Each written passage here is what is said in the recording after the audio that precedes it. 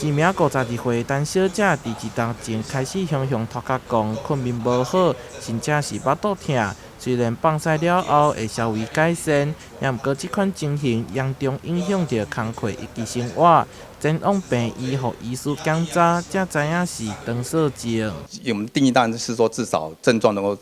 超过半年前就应该发生啊。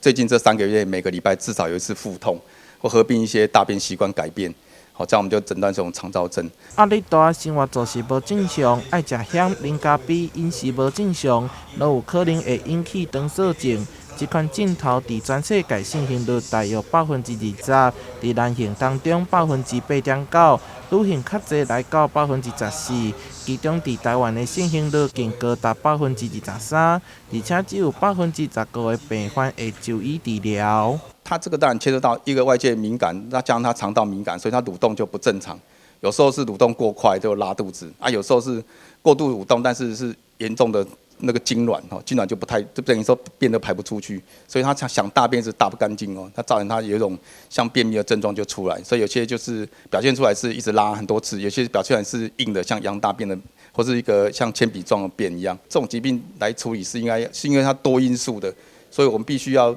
考量每个病人的状况不一样，会用不同的药物。肠燥症的因素非常的